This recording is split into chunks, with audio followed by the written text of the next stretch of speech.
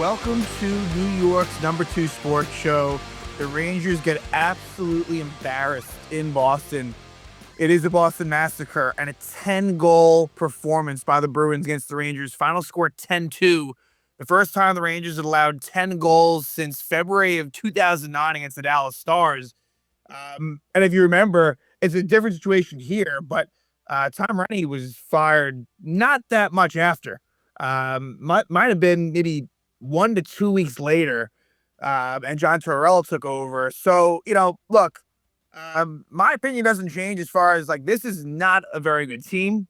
That's especially made worse with, of course, key players like Adam Fox and Igor Shesterkin not in the lineup, but really truly a pathetic performance by the Rangers.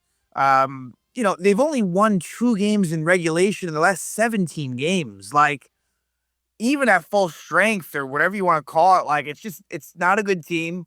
But to lose like this, for me, someone that is really hoping the Rangers will be true sellers, I can't see how they wouldn't be, even though you hear sort of this talk that, oh, they'll wait and see. And sure, you'll wait, the rest of the month, but not much is really going to change in a significant way. But it just reinforces what needs to be done. And look, it's going to be a long road to recovery, I think.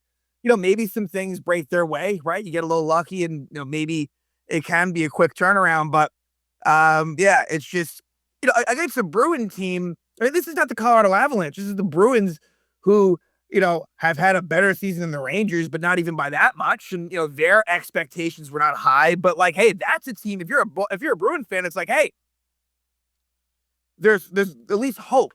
Right? Like, would I say the Bruins are going to make the playoffs? If I had to predict, probably not. Like, if they were in the Western Conference, yeah. But in a deep Eastern Conference, I don't know that they necessarily will. But, like, it just shows the difference, right? Like, most would have predicted the Rangers to probably finish at the Bruins. I mean, and give Boston credit. Like, this was an absolute annihilation. I mean, Marat Hustadinov scored 4 goals in this game. He had 5 goals all season. This is a guy that has not scored many goals in his career. He's played on the Minnesota Wild and the Boston Bruins for parts of the last, I think, 3 or 4 seasons. And so, yes, while he is playing, with David Pastrnak, obviously that helps. And Pastrnak had 6 assists. Totally ridiculous. But yeah, Hustadinov, 4 goals.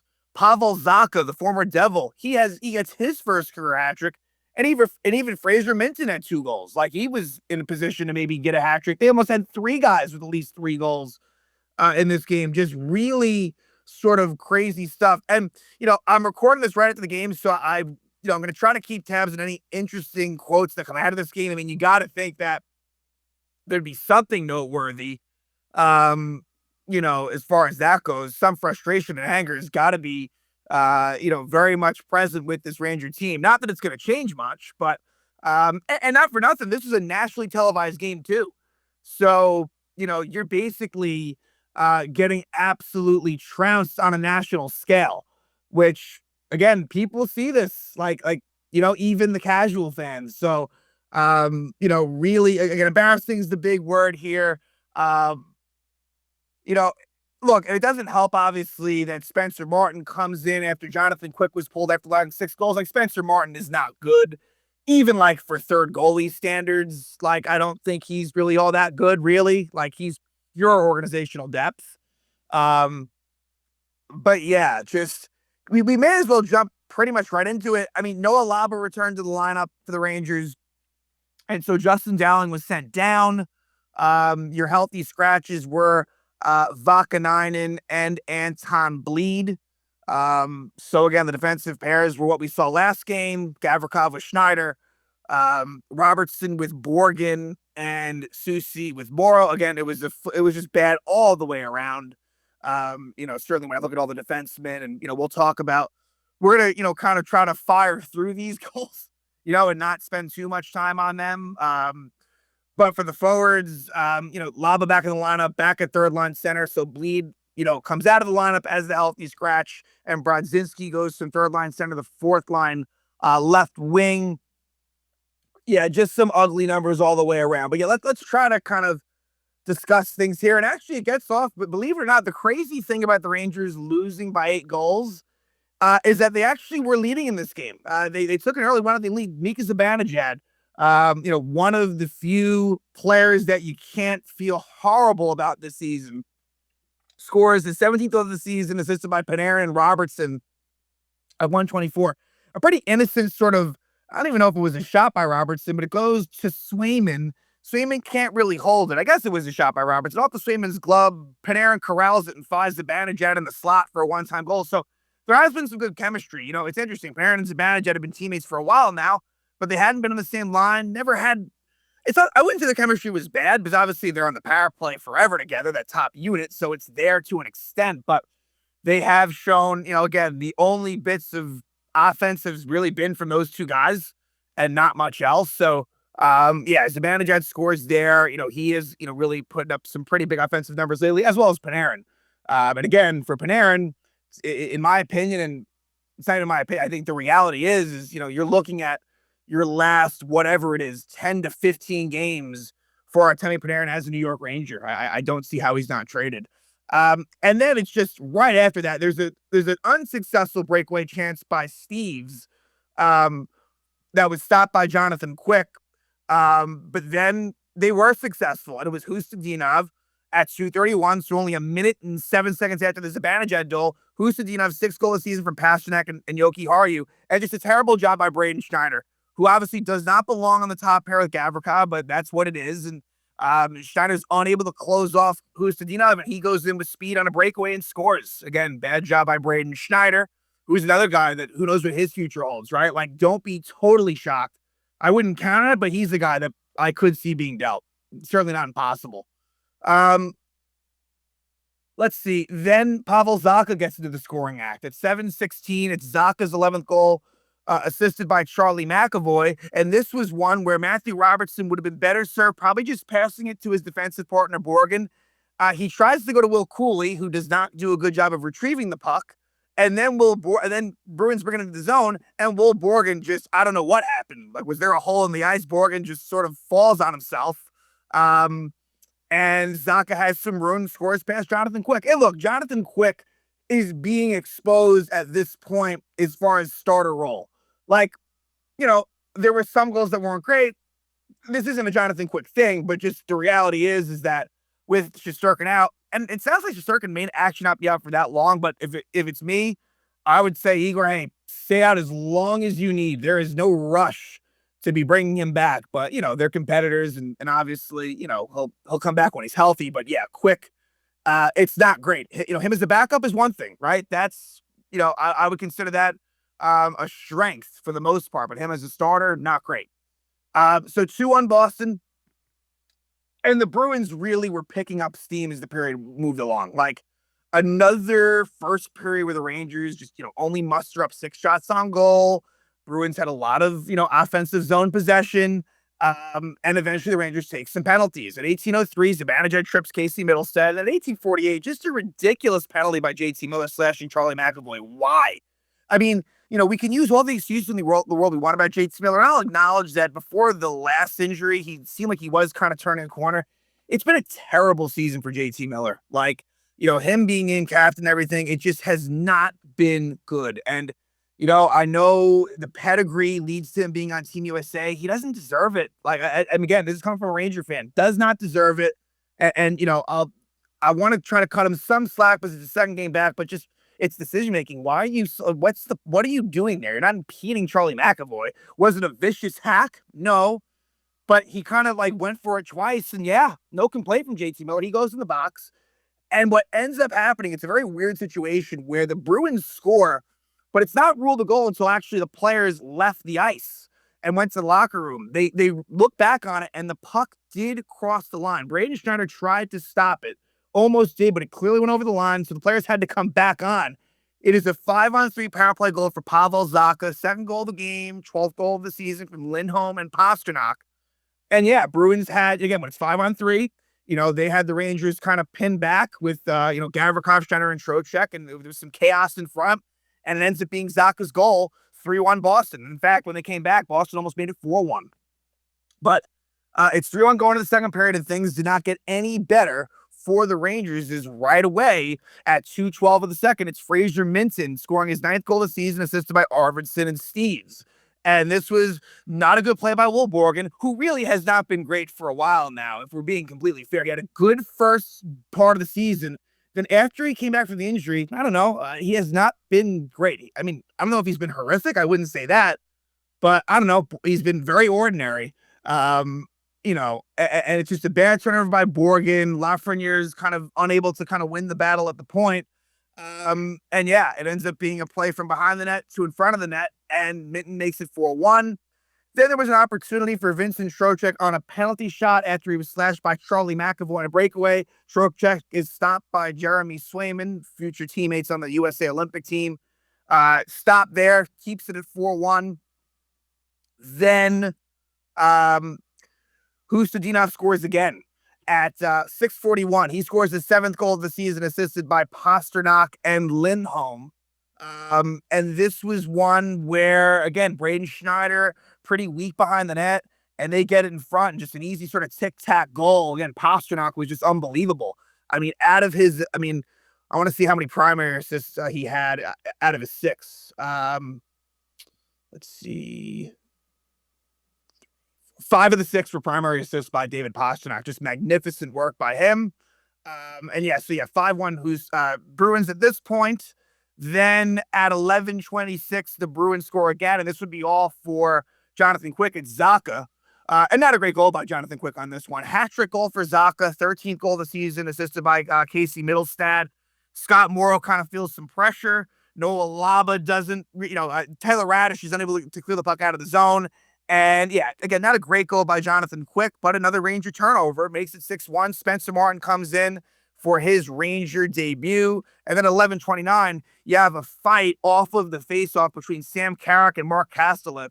Kastelik also got a 10-minute misconduct as well out of this. But yeah, again, look, Sam Carrick, especially with Matt Rempe unable to fight, Carrick is basically one of the few guys and, the guy that fights. So, takes a lot of courage, to do that and have that role and give him credit for that. It's not easy, and, it's part of the game, whether, you agree with it or not. Like, it's something that you see often, especially, with them getting destroyed like that. I mean, is it manufactured? For sure, it is. But, Sam Carrick trying to somehow change momentum. Not that they were going to come back, but the Rangers then do draw a power play. Mason Lohrei's called for delay a game, and the Rangers do score a power play goal. It would be JT Miller scoring his 11th goal of the season, assisted by Zibanejad and Trocheck. And yeah, just a nice play where Miller is in front of the net and just kind of uses body position against the Bruin defender. Might have been Peak, and scores past Swayman. So, Zibanejad has another, sort of multi-point game here. 2 points for Mika. Oh, I guess last game he only had 1 point, come to think of it. But, 6-2 there. But then Boston would score again against Spencer Martin. So it's Charlie McAvoy scoring his 2nd goal of the season, assisted by Pasternak and Asperat. And yeah, here, I don't know. At this point, Spencer Martin, not a great job of kind of getting over on McAvoy, but also the Rangers have just kind of checked out. And Long Beach's own Charlie McAvoy, grew up a Ranger fan. He makes it 7-2.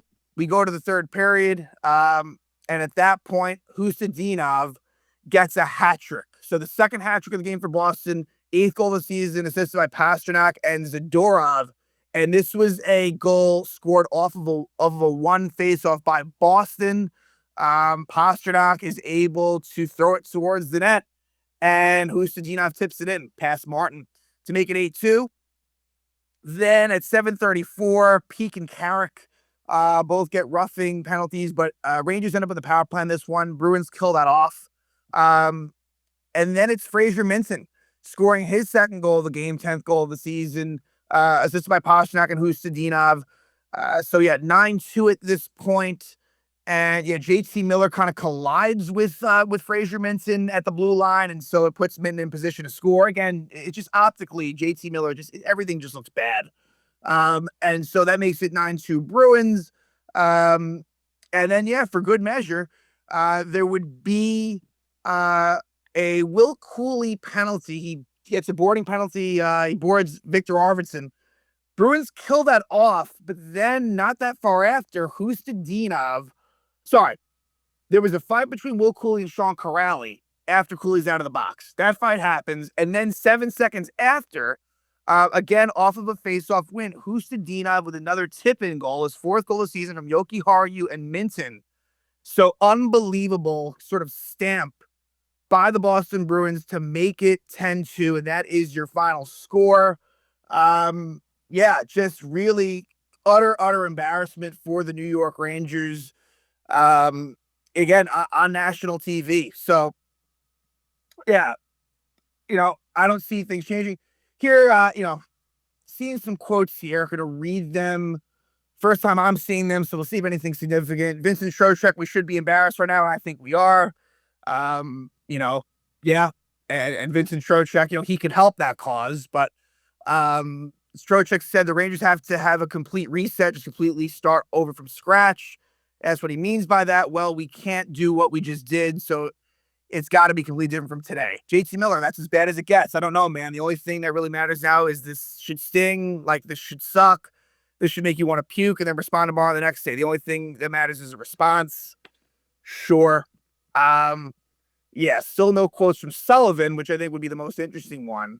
But it just complete. Okay, here we go. Given the floor after this one, Mike Sullivan said he didn't have any words. Posed with Vincent Trocheck's reset comment. Well, obviously nobody wants to go through a humbling experience like we just did. So clearly he's frustrated. Yeah, the whole Kiefer Sherwood rumors. I mean, just even at the time were just absolute nonsense. I mean, really, this is a situation where it should be almost full sell.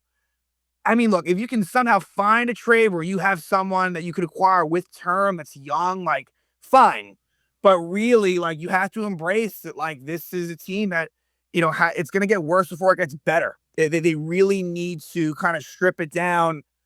There's limitations to that. You're not going to be, it can't be all the way, but as much as you can based on contract parameters and things like that. And the JT Miller comments, yeah, those, I mean absolutely nothing. Because he doesn't follow. I mean, he says these things. Yeah, it should, this should feel bad and this and that. Again, just not thrilled with what he's done. He did a nice job last year and kind of what became, a season that was going down the drain last year. He did a decent job. I would take that JT Miller in a heartbeat. This year, it's just not there. And look, there's many people to blame here. I mean, another no-show game for Alexis Lafreniere. It's just a bad team.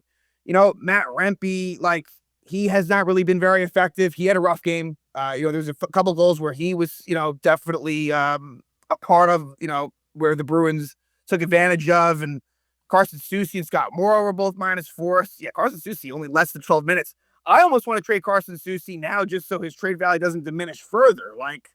Again, if I can, I would be trying to make these deals sooner than later, right? At risk of potential injury or whatever else.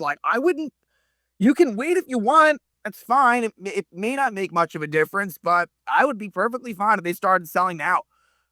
So all that to say, Rangers will come back home to take on the Seattle Kraken, a Kraken team that's really been doing a lot better lately. They'll be coming off of a game against Carolina. That game's tonight, so we'll see what happens at Carolina. So chances are, you never know, but Seattle might be coming off of a loss themselves. But the Rangers, you'd expect, at least in terms of effort, a bounce back. Doesn't mean they're going to win, but they're just not that good. But yeah, Rangers 20-20-6. Being NHL 500 is bad. That is really bad. That's not being a 500 team. That's kind of a misconception. NHL 500 is worse than actual 500. So yeah, it'll be the return of Ryan Lindgren and Capo Caco. So that'll be, somewhat interesting. Nothing crazy. I'm sure they'll get, their own little tributes. But yeah, we'll see what happens. Again, this is the rest of the season's going to be like this, where, I mean, not where you give up 10 goals, but it's not about the results, really. I mean, they're not going to make the playoffs. That much has been made very, very clear. And the most interesting thing is, what do they do as far as trades? And that's sort of the focus for me Now, although it may not happen until after the Olympic break, based on what Emily Kaplan was saying, I don't know, like but when you have results like this, I feel like it would expedite that process, especially if losses, continue to rack up. And, we talked about, I was wondering when this was going to kind of go off the rails. We are here now. And part of that is attributed to the injuries, but we are here now. The Rangers, for a while, were finding ways to kind of get points, win games in overtime, this and that, to kind of stay afloat. That is now done. That is now done. And it doesn't mean, look, they're going to win their fair share of games. They will. That's the nature of the beast. But, I would think that this is going to be a bottom. I really believe that when all is said and done, this is going to be a bottom 5 team. Or at best, this is like a bottom 7 team in the league, I think, when all is said and done. So, an absolute embarrassment, a Boston massacre on a Saturday matinee game. Final score, Bruins 10, Rangers 2. Absolutely pathetic.